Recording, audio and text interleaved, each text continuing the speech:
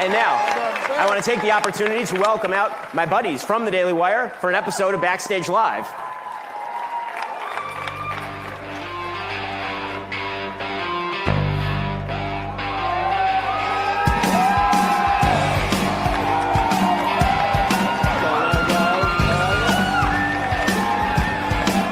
How are you, sir? Good to see you. I'm certain you did that wrong.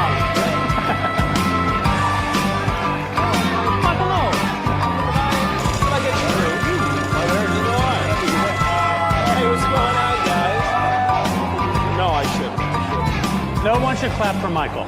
No. It's just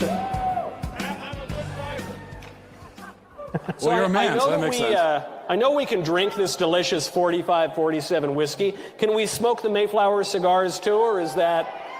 Washington, D.C. is a little...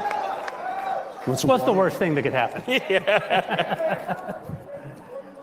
Welcome to CPAC and Backstage Live. Pass on the booth. You'll have the whole bottle. Yeah. Thank you. This is a show that we do once a month at the Daily Wire. In fact, we're going to do it again on March 4th for the President's Joint Session of Congress, where we get the whole team together and we talk about what's on our mind. And so this will be a little bit different than the other panels that have happened throughout the day because we have to do ad reads. It's okay. It's how we buy the plane tickets to get out here. What I want to talk about, though, first, right out of the gate. Today is 30 days of Donald Trump into his second term.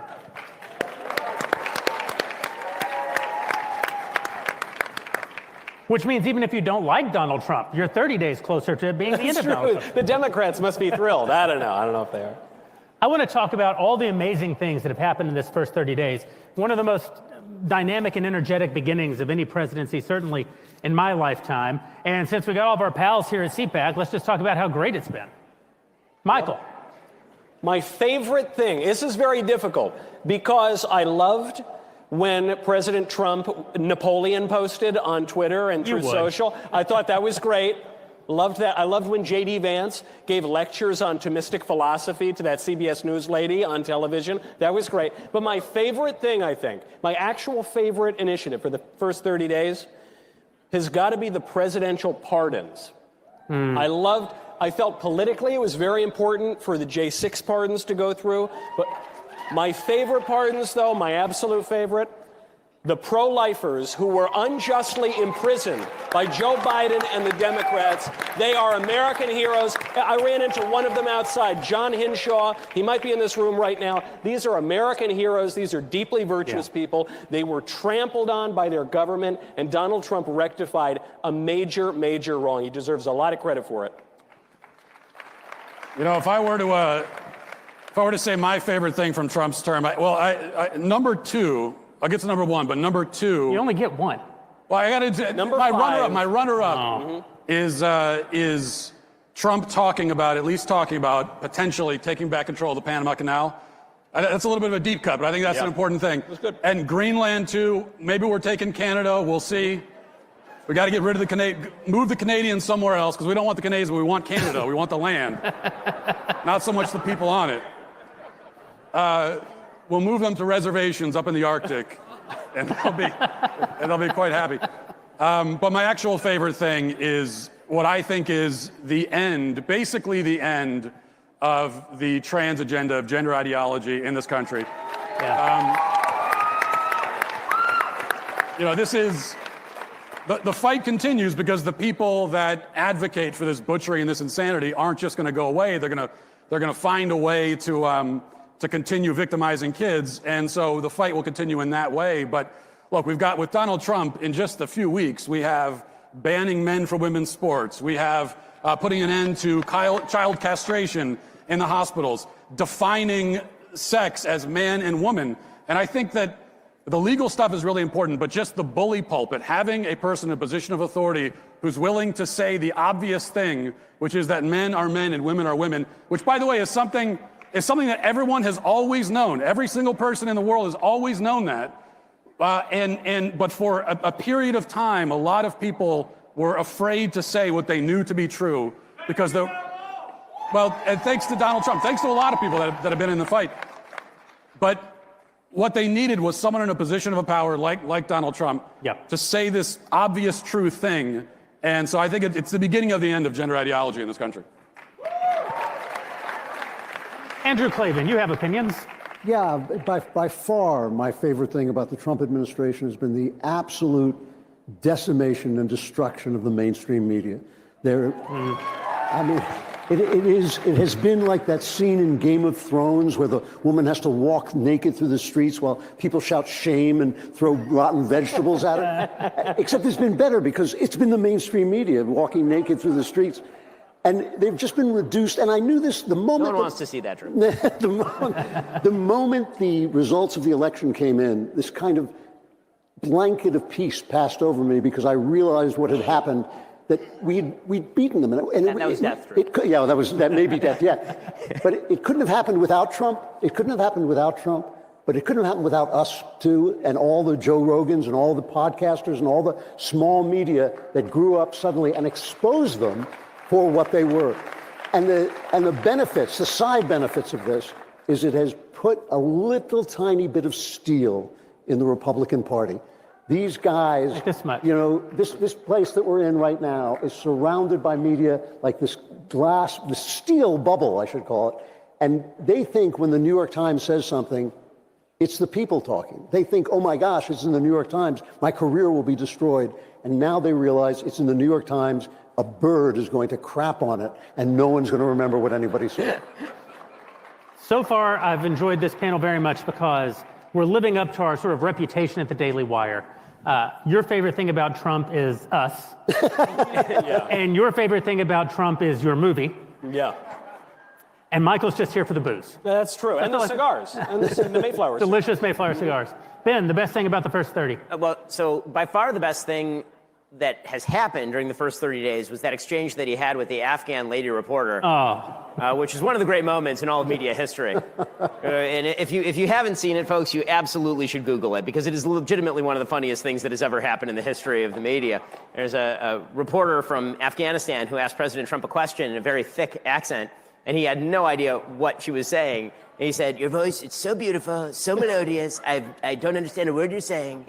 God bless and live long, live in peace." And it's like, wow, he went like full Spock at the end. Like, it was great.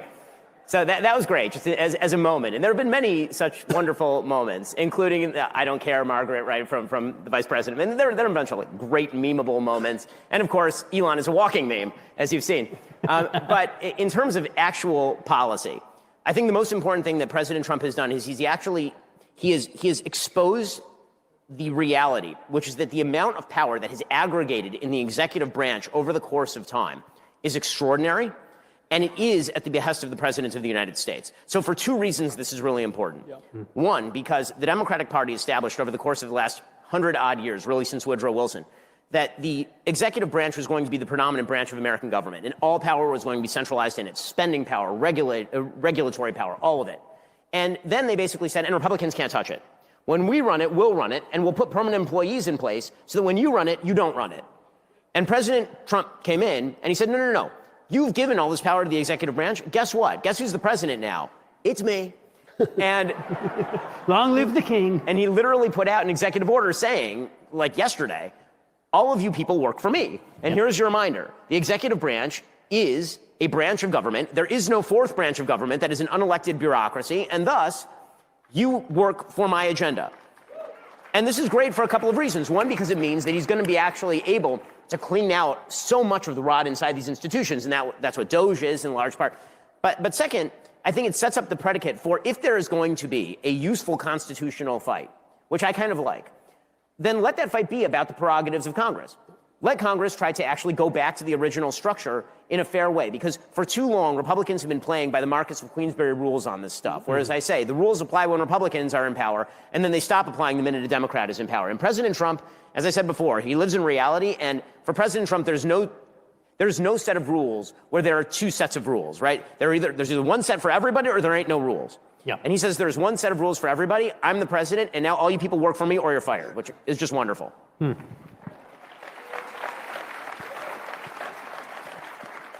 I have to say my favorite thing about the presidency so far is just the sheer chaotic disruption that Donald Trump represents. everything from saying, that he's going to build Trumpistan in the Middle East. Maragaza. Maragaza, yeah. Gazalago. It's a work in progress. I love it because what it says is the way you guys have been thinking about this for the entire lifetime of every person involved in international politics is wrong. And it's not even necessarily that I agree with every single one of Trump's disruptions. It's that I agree with the idea of the disruption itself that Trump represents, because only through disruption do you shake things up from the status quo and create the actual opportunity for change. And I actually think President Trump sort of understands this. I think he wields it. I think half of the things that Donald Trump says, he doesn't exactly mean, but what he understands is that in the act of saying it, he breaks everyone out of their comfort zone and creates the opportunity for actual meaningful change. And that's an enormous skill. It's something that he's been doing in his business life for all of living memory. Donald Trump's very old, not as old as Andrew Klavan, but he's not a young man. And he's very successfully done this. He keeps people from being able to get to complacency, keeps people from believing that just because something has been the way means that it must continue to be the way. And you see it particularly, I think, in places like Doge. I think Elon Musk is the greatest living American. I think that we should clap for Elon Musk. He's probably still here. He's probably still here, and any one of us at any moment could be the recipient of one of his children. So it's like it's a really important thing to say on Elon's good side. I think Elon's the greatest living American. I think that Elon is one of the only people in the world actively trying to build a future. I think that for too long, the left has been the only ideological movement in the country who believes that there will be a future, and the future that they believe in is one that does not include us. And for too long, people on the right have sort of given up on the idea of a future. We've become a little bit black-pilled, a little bit nihilistic, a little bit conspiratorial and afraid that tomorrow must be worse than today, which is worse than yesterday. Elon doesn't subscribe to that at all. He not only believes that America's best days are ahead of it, he's actively working to make that happen. And that is what you want in the government.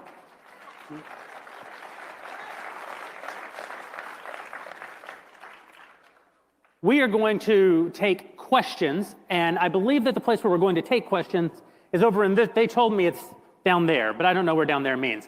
But we're going to spend a lot of our time interacting with you guys because you bought the tickets, and we get to hear from each other, all day, every day. I could have told you all of their answers. I know what they wanted in the green room. Only green M&Ms for Ben. Classic. All the other M&Ms for Michael. He's not very discriminating. No. We're going to take a lot of questions from you, but first, Ben Shapiro. Well, folks, let's talk about how you stay healthy. Okay, because let's be real about this. You need to stay healthy. And if you wish to stay healthy, Balance of Nature fruits and veggies will make it happen for you. There's never been a more convenient dietary supplement to ensure you get a wide variety of fruits and veggies daily. Imagine trying to eat 31 different fruits and veggies every day. That sounds horrible. It sounds like torture. It sounds like a year in jail with Nancy Pelosi. Well, Balance of Nature takes fruits and veggies, they freeze dry them, they turn them into a powder, and then they put them into a capsule. And let me tell you, I can pop those directly into the protein smoothie, and that keeps me looking like a Greek god. I know it doesn't look like that from the outside, but I can promise you that I am absolutely jacked. Well, believe me or don't believe me, that's your choice. But you should believe me when I say that you should take Balance of Nature fruits and veggies every day, and your body will do the rest. Head on over to balanceofnature.com. Use promo code BACKSTAGE for 35% off your first order as a preferred customer. Plus, get a free bottle of fiber and spice. That's balanceofnature.com. Promo code BACKSTAGE. Can I say, thank you for helping, pay our bills and everything. Can I say, Ben, those were the most powerful remarks ever delivered on this stage. Wow. Balance of Nature. I thought it was Hey, you were really sitting compelling. next to the man who called for the eradication of transgenderism from our national polity on Well, stage. second. right Okay, now. it was second. It was second. Now eradicate ill health from your body forever. Balance with of Balance Nature. of Nature. Absolutely. Okay, good. So, one of the things that we like to do on Backstage is move beyond just politics and talk about culture, talk about religion, talk about the things that make our life meaningful. One of the things that's been on my mind a lot in this really triumphant moment the last 30 days. Blake Lively and Justin Baldoni. How did you know? Who are they? One of the things that's really on my mind is that when you are in these triumphant political moments, it can seem suddenly like your life is going to be good because we're winning in the very important but somewhat abstract realm of politics. But the truth is, your life may continue to be quite bad. President, pick her up right here. Listen, I'm good at that. my job. Everybody's in a good mood, and Jeremy's like, and then you'll die. And then you'll die. And at the same time, your life may have been very good these last 4 years while Joe Biden was president, even though things in our national politics were going quite poorly.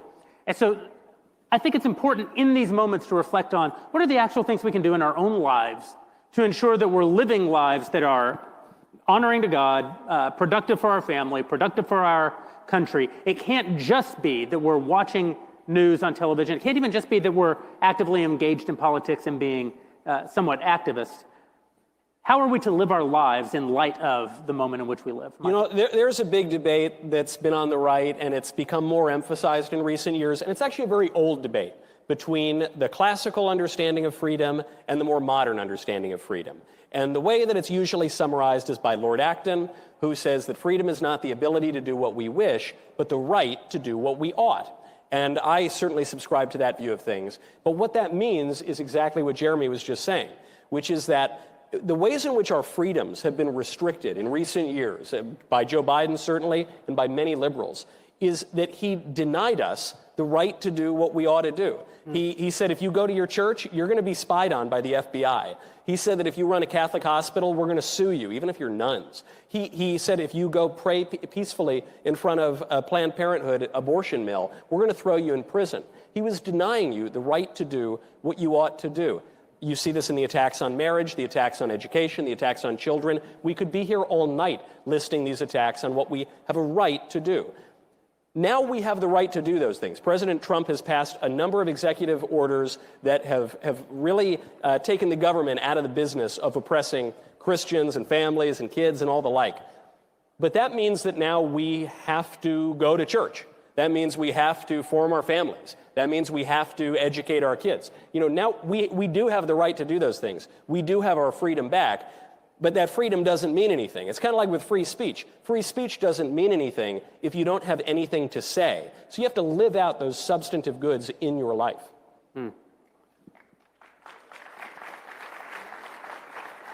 I hate it when people clap for you. I really do. True. Well, I mean, it is this kind of trick about being a conservative, is that you believe that the government should stay out of your business so you can be free. But now you're free. What are you going to do, right? Yeah, that's right. It all comes down to us. It's really not about please do this and please pass this program. It's get rid of all that stuff so I can do the things that I want to do. And the thing about Donald Trump is you know, movements happen almost organically. They almost happen by themselves. They're like waves that come in. And I work in the arts my whole life, and you see in the arts, there'll come a moment when there's a Picasso or a Marlon Brando, somebody who changes the game, but that game was already changing. He just represents that change. And that's true of Donald Trump. Without him, it wouldn't have happened. But at the same time, he is at the head of a movement that's organically happening. And that movement has a lot to do with our old friend, Uncle God. The arguments that for hundreds of years have slowly drained the faith out of Western culture have collapsed. They've collapsed scientifically, they've collapsed morally, they've collapsed experientially. And so God is now suddenly in with the intellectual crowd, as well he should be. And I think that this is the moment for us, each of us, not all of us, but each of us, to ask ourselves, who is this God and what does he want from me? Because every single person, not just in this room, but walking on the face of the planet, knows he is not yet the person he was made to be. And I think that that's something, I don't know, I think about it every day, I pray about it every day, and I think that's something everybody should be doing, because we're all here to create something. Maybe it's a family, maybe it's just a way of looking at things, maybe it's a business, maybe it's, you know, works of art, whatever it is, we are all here to make stuff. And you make stuff out of your heart, and you make stuff out of who you are, and working toward becoming who you are is something you can't do alone. You got to do it with God. And I think this is the moment for us to reconsider what that means to believe and what it means in our personal lives, and then act it out and live it out. I also think about God every day and about how you're not yet the man that you were made to be. Every day you pray. Every day. And he calls me like at 3 in the morning. It's like Matt. What was the question? Ben. I mean, first of all, I'm having trouble getting over Drew calling God Uncle God. I really am. When you're as old as Drew. Wow. We've been around a long time. We've been together a long time. My goodness, it's rare that you spring a new one on me, but Uncle God was definitely a new one. So I think that one of the great dangers that conservatives face right now is that so many of our institutions have been thoroughly corrupted by the left that the temptation is to destroy all of them.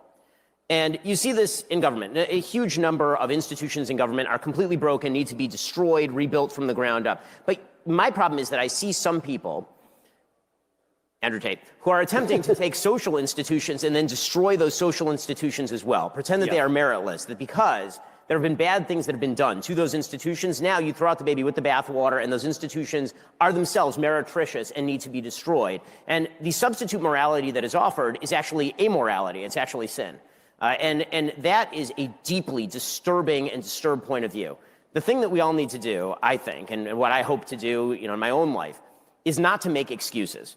Okay, this is the biggest thing. And this, to me, is the essence of conservatism. Stop making excuses for your own failure. It is one thing to point to an actual wrong that is being done in the world and say that this wrong needs to be corrected, because the world is filled with wrongs and it's filled with injustices and it's filled with bad things that do need correction. It is another thing to look at your own failure and then not say, what can I fix? But instead look out there at, the institution. I can't find a girl. Thus, the institution of marriage is broken, and thus I should treat women like trash. Okay, that is a terrible way to go about your life. The answer to finding a good woman is to be a good man, right? The answer to having a good marriage is to find a good woman and engage in a good marriage. The answer to finding yourself a better church is to find yourself a better church. If you don't actually like the church that you're going to, if it's been taken over by wokies, then the answer is not, well, I guess we're done with the church is stupid, we're not doing it anymore. The answer is to either form your own or to find a more traditional instituted church that is not doing those stupid things. And I think one of the great temptations of politics is to assume that politics can solve everything. You got problems in your life, economic, spiritual, marital, and politics is going to solve all of those problems. If only you can go after somebody out there and blame those people, well, then that gives you the license to do really whatever you want. And then the failures that spring therefrom are not your own fault. And that, to me, is a sin. It's a sin against yourself. It's a sin against your society. It's a sin against the God who created you, gave you free will, the ability to choose, and the skills with which to do something productive in the world. Yeah. I was in a dialogue with someone online once who was talking about how because divorce laws are punitive toward men, which is undeniably true, that marriage itself should be eradicated. And this person kept saying over and over, my wife left me and she destroyed my relationship with my children. She took the house. She got half of my money. I didn't want a divorce. She chose to get this divorce. And he had tons of followers. He's creating tons of energy around this argument. And I said, listen, there's no question divorce laws are punitive toward men. They need to be changed.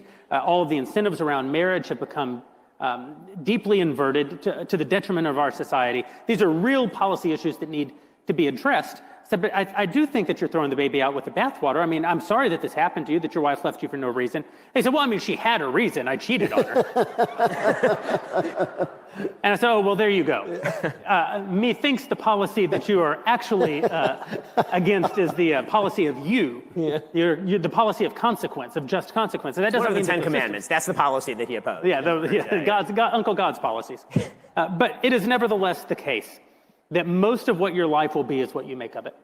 There will be parts of your life that are impacted by outside forces, absolutely. And the beauty of politics is that we have the opportunity, especially in a country like this one, to do something about those policies that impede our ability to live our lives. But I was backstage talking to Mike Rowe. He mentioned there are 8 million open jobs in this country right now. There are 7 million working age men who aren't just unemployed, they have removed themselves from the workforce. They're not looking for a job. They don't want a job. They feel disenfranchised because they have been disenfranchised, but they are also participating in their own disenfranchisement. And one of the things I've learned in life, one of the things I've learned in business, sometimes people who've succeeded in business will tell you business is about fail, fail, fail until you make it. And that's not true. Success in business is about fail, fail, fail, fail, fail, and with a little luck, you made it along the way. It's less like getting to a destination and much more like being a batter in the major leagues. If you get a hit 3 out of 10 times in the major leagues. You will be in the Hall of Fame. There will be statues of you in your hometown. You did not get a hit 70% of the time. And it's not as though once you did get a hit, you only hit from there on out. No, it's that you missed, you got a hit, you missed, you got a hit, you missed, you got a hit, you got walked. Most of the times when you got the hit, you still didn't score. You got thrown out at second. Or the batter right behind you was the third out, and you basically got your hit and got on base for no reason whatsoever. Sometimes you score and you didn't earn it. Sometimes you pop it up, but the infield fly rule goes into effect, and no one even knows what's happening in the game anymore. I lost the analogy, but I'm sure there was... I'm with you. All that matters is that you get back up and keep batting. That's the only difference between, it's not the only difference, but it's the fundamental difference between people who make it in baseball and people who do not make it in baseball. And it is true in business, and it is true in your marriage, it's true as a parent, it's true in almost every aspect of your life. It's your ability to take life as it is, not as you wish it would be, to take the hard parts of life and to keep getting back up and to keep doing your job. Well, speaking of the hard parts of life, taxes, folks. So, am I right? Taxes suck, right? They're bad. That's why President Trump just fired everybody at the IRS. He actually did. He just fired like thousands of people at the IRS. Well, unfortunately, you don't have a choice. I'm sorry to tell you this. April 15th, tax day is just around the corner. And don't think that just because Trump and Elon are going through and basically making all these people unemployed, that you're not going to have to pay your taxes. You eventually will. But you don't have to worry about your tax issues with Tax Network USA. Did you see where I was going with that, folks? Did I project it? In any case, Tax Network USA has a preferred direct line to the IRS, meaning they know exactly which agents to deal with and which to avoid if you get in trouble with your taxes. With proven strategies to settle tax problems in your favor, whether you owe $10 grand or $10 million, Tax Network USA's attorneys and negotiators have already resolved over $1 billion in tax debt. You should talk with their strategists today. It is free. You don't need the threatening letters. You don't need to look over your shoulder. You can protect yourself from property seizures and bank levies as well. Do not let the IRS control your future, and don't count on the IRS agent who's in charge of your case suddenly losing their job. Maybe it'll happen, God willing, and the creek don't rise, but that eventually they're going to come after your taxes. So you should call 1-800-958-1000 or visit tnusa.com/dailywire. Again, that's 1-800-958-1000 or visit tnusa.com/dailywire. So, clap for the The best part of the show is an ad. I mean, that's what we all love, correct? We like to take questions from our Daily Wire Plus subscribers during our Ben Key show. They're the people who make it possible for us to keep, alongside our advertisers, to keep doing the work that we do over at Daily Wire. But today, we want to take questions from you guys. Ben has a policy that if you disagree, he would like you to come to the front of the line. I have precisely the opposite policy. The more sycophantish you are, the more I want your questions. So please, if you like me or even love me, front of the line. We'll take our first question. Awesome. Thanks, guys. My name is Luke Rexing, and I am actually a subscriber. So thank you for what you do. I am also getting into cigars, so haven't tried one of those yet. Tonight's the night. Out there. Yeah. Pass this Baby? back. Yes. Let's go. Thank you. You can just Venmo me for about $15 for that. Sounds good. That's fine. Whenever you have a moment. Please be 18. 23. I think it's 21 now. Oh, Yeah. But my question is, as a young conservative who wants to focus on a new business and an entrepreneurial spirit, how should I go about integrating my views into my business? Ben. Well, I think it depends on the kind of business that you're founding. So, I mean, there's certain things that are just baseline conservative, like be honest in business and don't try to cheat people, right? In my faith, the Jewish faith, you may have noticed, it says that the first thing that God is going to ask you after you die is, were you honest in your business dealings?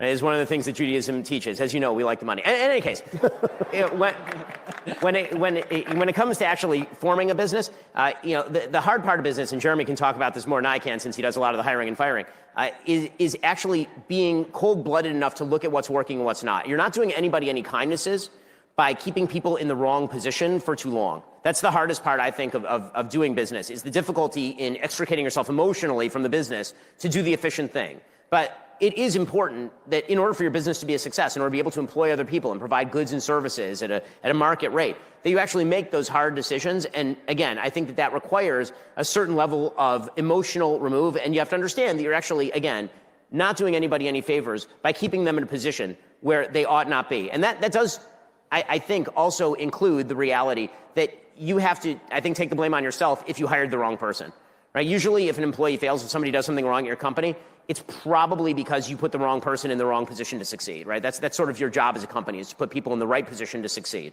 And so that I think is the hardest part. Could I also say one thing, that you're integrating your values into the business, and I don't know what your business is. Maybe you said it, I haven't been paying attention to the questions today. No. But so integrate them as in, like Ben said, you're living according to your values. What I think you don't need to do and probably shouldn't do is say, well, this is my business and this is the conservative version of this business. We're the conservative fill in the blank. You don't need to be that. Just do the business and do it well. And if you're living according to your values, then you're already, the conservative version of that business. Sounds good. Thank you, guys. Thank you. Hey, my name is Christy Clark, and I'm actually asking this question for my 14-year-old daughter, who's at home watching right now and absolutely loves y'all. She watches you all the time. I have to turn her TV off at night. Matt, super uncomfortable movie. Absolutely loved it. I don't know how you sat there and did that, but that was amazing. It's because as Jeremy's pointed out, it's because I'm a sociopath. It was insane. That's how. That's my secret. But my question for my daughter Belle is, she wants to be just like you. She's 14. She's charging that way of doing this type of thing. Absolutely wants to do this in life. And how does she get started, even at 14, in the world that we live in, where she is pro-Trump, pro-Republican? What does she do at this age to be you one day and take over Daily Wire, Ben? Eventually we'll be for sale, so she can do that. But I think that, I started writing a syndicated column when I was 17, so actually not that much older than your daughter is now. And the key, I think this is true, by the way, in virtually all businesses, but it's certainly true when it comes to political commentary, is you have to read an awful lot, learn an awful lot about the business, and do a lot of work for free. There's no such thing as a person whose success in literally any business who was not a failure for a very long time before they were a success, right? Everyone who's an overnight success was an overnight success 10 years in the making. And so I started writing a syndicated column, making no money off of this for probably a decade before I had, the famous Piers Morgan interview. That was like fully a decade after I started doing what I was doing. And that takes an awful lot of reading and writing. And then the other thing that I would say is that she should attempt, and I think everybody should attempt, to find a niche where you're a specialist in the thing. And that can be an information niche. Either you can know a lot about a particular topic, or you can be willing to report on a particular topic. And if you have a monopoly on that topic, that makes you a marketable commodity, right? Everybody's got an opinion on politics. Everybody in the room could be a political columnist, I'm sure. But there's a difference between that and being a person who does the research and does the hard work that nobody else wants to do. Right? One of my mentors, Andrew Breitbart, used to say that if you have a cell phone with a camera, you're now a reporter. And that's one way that I encourage young people to get started is you're in your town. There are stories all around you of things that probably require change. Get those stories, hook up with an outlet like ours, we'll report it and we'll make that a thing. And that's a great way to get started in this particular business. One of the great advantages, if you want to be successful in media, is that, and we're testament to this, it requires no talent to do media at all. So if your daughter has talent, then she's already a step ahead of like 95% of the business. Disadvantage, though. If she actually has talent, to your point, Ben, on reading, one thing I would say, especially if your daughter's 14, which is great, love that. I was a political junkie from the age of at least 6. I was like campaigning for Bob Dole in my first grade classroom, all right? I was more excited about Bob Dole than Bob Dole was, so I'm all about it. However, now it's very easy to become famous or infamous at a young age because of social media and cameras. And she should resist that urge, because you have to read like anything, because no one reads anything anymore. So if you read one book, you will know much more than most people. However, if you want to have a view of politics that is solid, that is stable, that will deepen over time, of course, but that is grounded in something, you have to read like 1 billion books, and it's just not possible to do that at age 14. So I would recommend figuring out what she thinks, get the book learning, get a little practical learning. I think working on a congressional campaign is the best political education out there. I worked on campaigns as a teenager and in my 20s. It taught me a lot that you can't learn in books. And then when she's ready, I don't know, 16, 17, maybe a little later, maybe 28, 29, then she can make a big splash and she'll be ready to go, and she'll have something that distinguishes her from everybody else.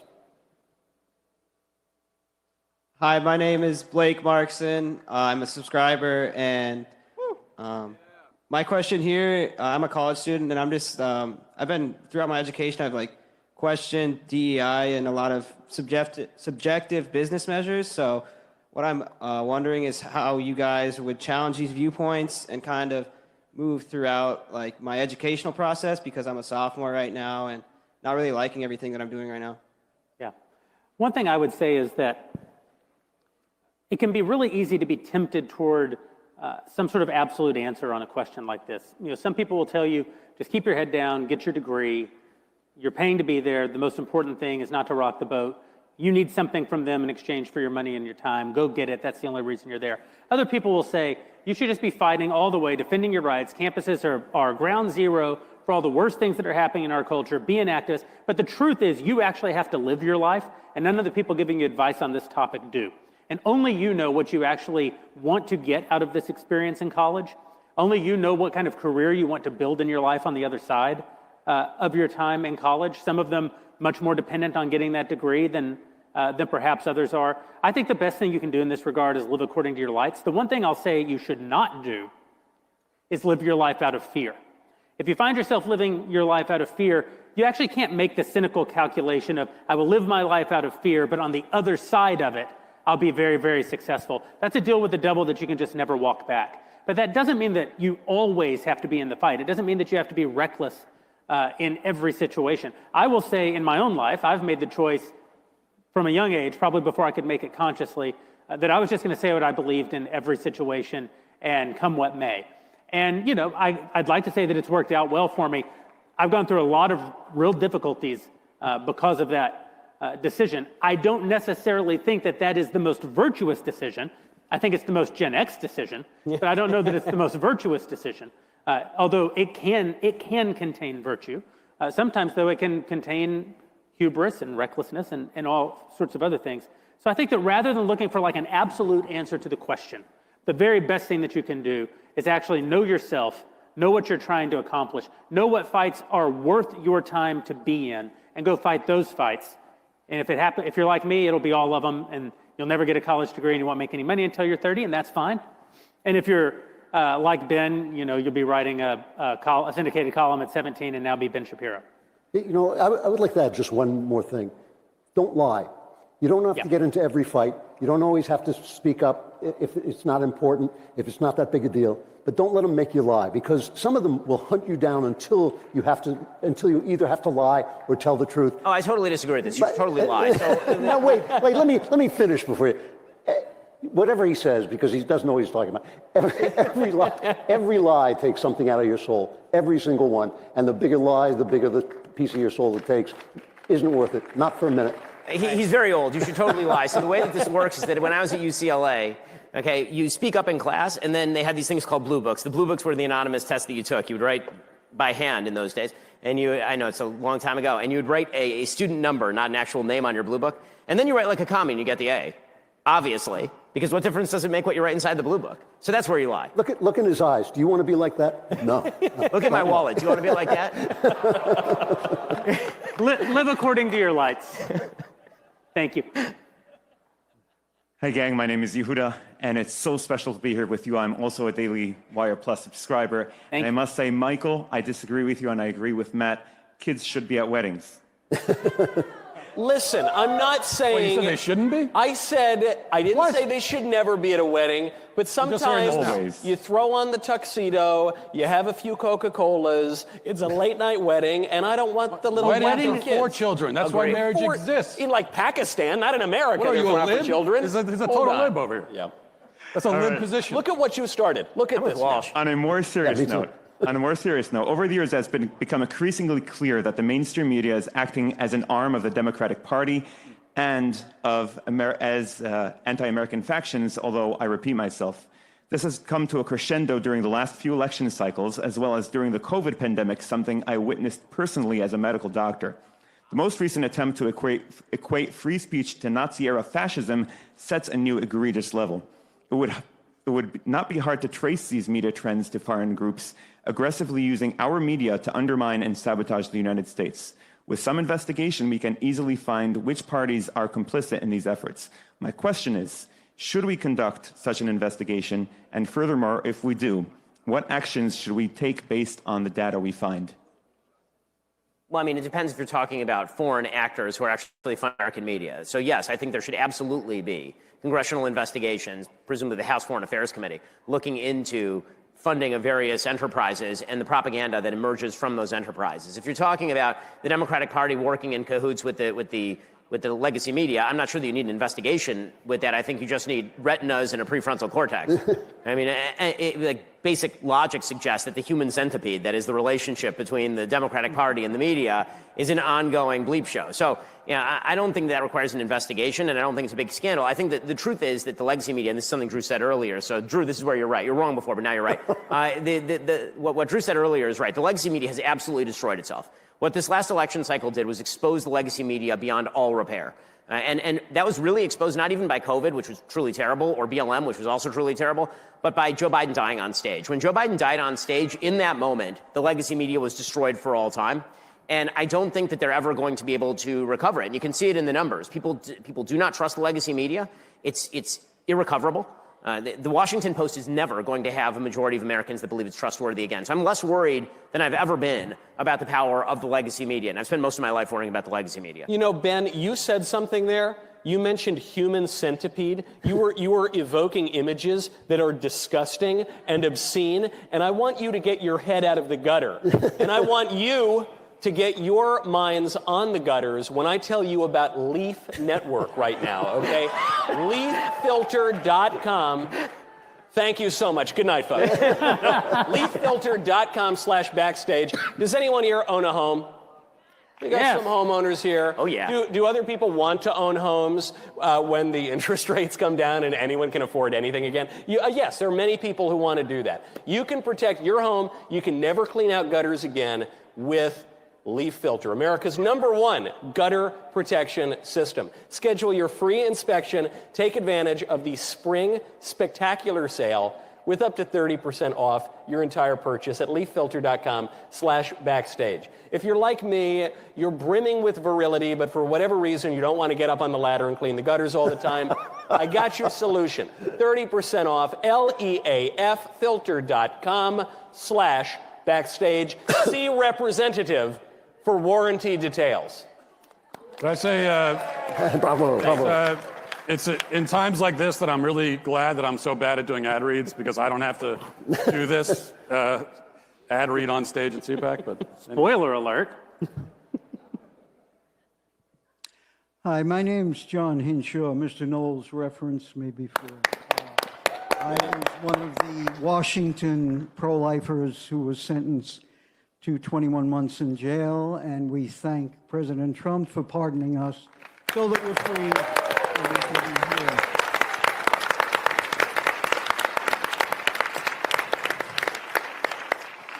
What I wanted to try to get a sense of is, well, what I'm feeling a sense of is there's really an opportunity for the United States of America to have a full discussion about the horror of abortion. We started to have it in the 70s. I'm an old man, I remember it, but a lot of people here don't. There started a discussion, and then Roe v. Wade happened. And aside from all the lives that were lost and all the women that were destroyed, there was also the complete cutting off of discussion about abortion. And the media has kept it that way, our courts. We've never been able, even in the Dobbs decision, the developing child before birth is only briefly referenced. In all the other court cases, it's about some specific legal angle to the issue, the heart of the issue, which is a developing child before birth. And this, I sense, is the time. This is the time for this country to take up that discussion. And even when I'm in disagreement with President Trump, as I am on the IVF, it is an opportunity for discussion. And so I even thank him for that. So I wanted to get some of your feedback on that. yeah, look, I think I totally agree with everything that you said. And it's easy to forget that just even several months ago, certainly in the last couple of years, we were told, even by conservatives, that our victories, the great victory of repealing Roe v. Wade, one of the great human rights victories of all time, was actually a bad thing politically because we were going to pay for it. We were going to pay the price with some great backlash in the polls, and the women of America would rise up to punish us for protecting babies from slaughter. And that didn't happen. And the reason that it didn't happen is because it turns out, as many of us, as we have all been saying, people like you have been saying, the pro-life argument is a winning argument. It is a winning argument. And as long as you're just honest, the only way to win the argument and when you're pro-life is to be brutally honest and to show, it's one thing, if we are claiming that there is a genocide of children happening, that 60 million human beings have been slaughtered by abortion, if that's what we claim, which is what we claim because it's true, then there should be passion and even anger behind our words. And if there isn't, then why would anyone take us seriously? Because it's like we don't even believe what we're saying. So we are not the ones. The pro-abortion side, they're the ones who have to cover everything they say in euphemisms. They have to be very careful about every word they choose. And the euphemisms constantly change because they can't talk simply and clearly about what the thing is. And we win the argument simply by being clear about it, because the pro-life argument is, as I said, it's the most winning argument of all time. The pro-life argument is simply this, that it is always wrong to intentionally kill innocent human children. That's it. And I defy any pro-abortion person, any so-called pro-choice person, to engage with that. Are you saying that there are times when it is actually okay to intentionally kill an innocent human child? And that's what they don't want to engage with. And as long as we're honest about it, then we win the argument. And this is everything now. What you're talking about is everything, having the argument openly, because the law is not going to stop it. It's not going to be able to stop it with the technologies, with the medications. It'll still be going on unless people see, unless they open their eyes and see what they're doing. It's the only way. There are always going to be murderers. There are always going to be people who kill people. But at least we can make it apparent to people that if you're a good person, you don't do it. And that's an argument we can win, and we have to win. We have to win it now.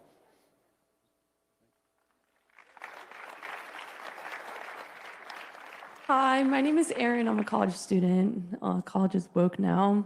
So what would you say to me as trying to represent who I am, just like you guys do every day? I couldn't quite hear that. I couldn't hear a word you said. Yeah.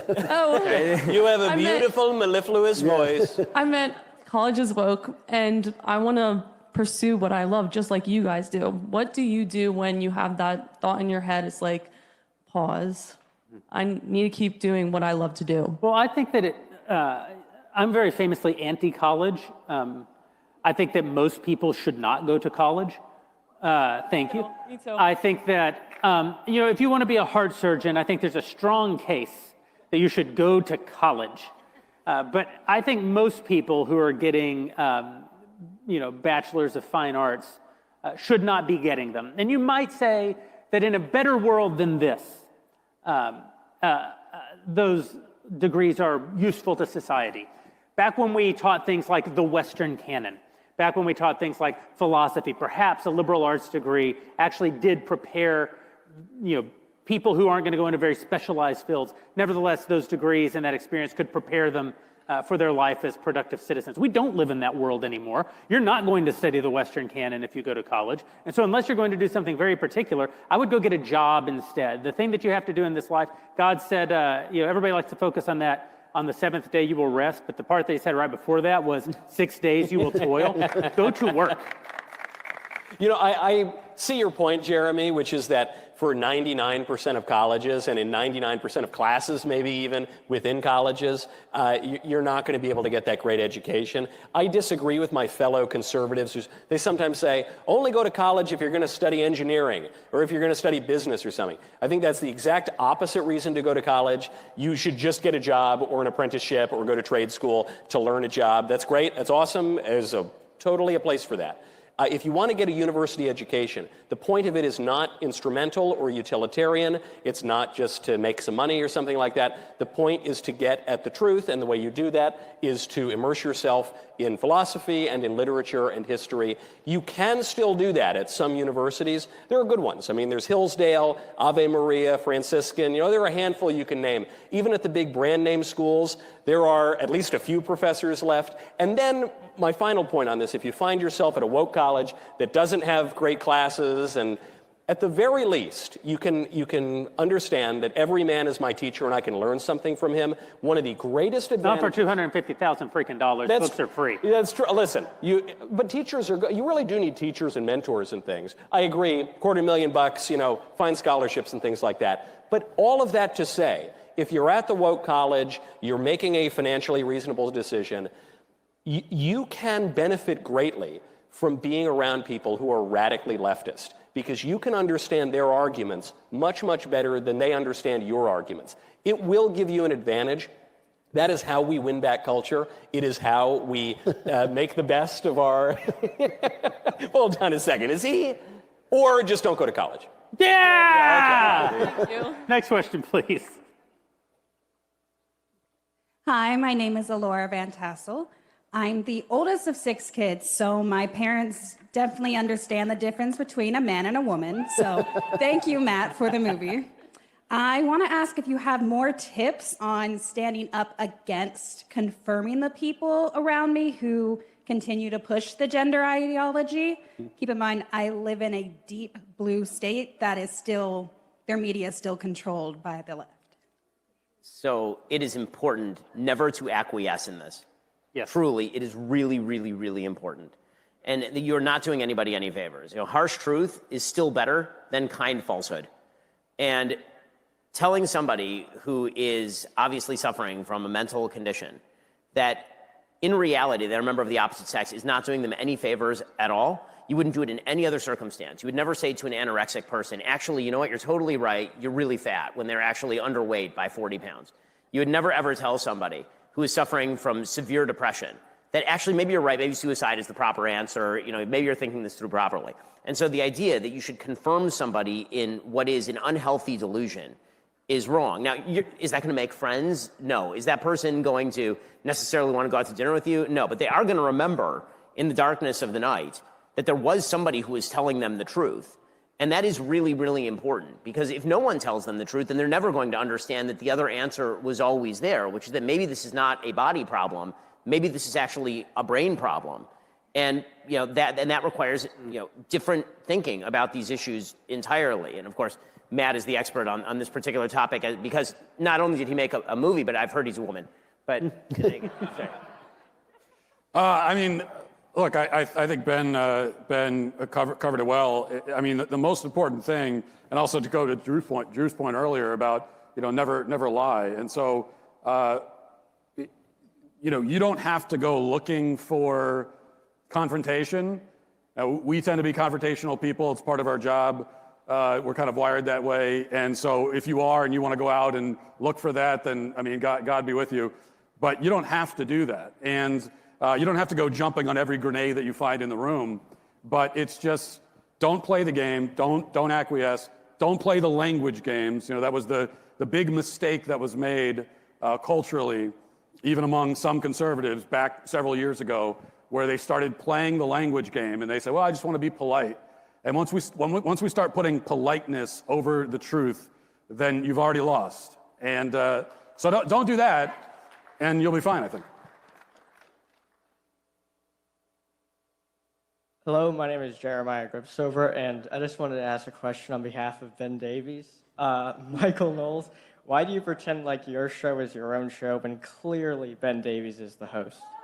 Wow. Whoa. Wow. Fighting words. Did we just find the one Ben Davies fan at the entirety of CPAC? People infiltrate these events, the leftists or this kind of disreputable, or all these kind of people. And I found my least favorite infiltrator, and that is the fan of Ben Davies. Though he does run most of the show, if I'm being totally frank about it. He runs a lot of it. I also wanted to ask what your favorite, funny Trump story is. Well, my favorite what story? Funny Trump story. My favorite funny Trump story, like a personal Trump story, or I haven't really interacted with the man all that much. However, there was one great time when I can't say I wrote a book, but I did a book called Reasons to Vote for Democrats, a Comprehensive Guide. We have scholars in the audience, I see. That's great. A blank book. Ben Shapiro blurbed it as thorough. And anyway, I did it. We sold a bazillion copies. I ended up getting a big book deal out of it. Then I ended up on television, on cable news one morning. And the most important viewer of the Fox News morning show was watching from the White House. That was President Trump. And he endorsed the book, and it was really, really great. And people wrote about it in the newspapers. But the thing they didn't write about is he also quoted the thing that I said right beforehand. I think I was talking about his Syria policy or something. But the way he quoted it made it seem like I was the president. It was like, Michael Knowles, my administration is bombing Syria and all that. And I thought, man, this is really cool. The president is making it sound like I'm the president. That's a really gracious thing for him to do. And then he plugged the book. So from my personal standpoint, that's my favorite funny Trump story. But I don't know, there are about 10 billion others for everyone else in the room. Thank you. G'day guys, I'm Geordie from Australia with these noisy folks up the front.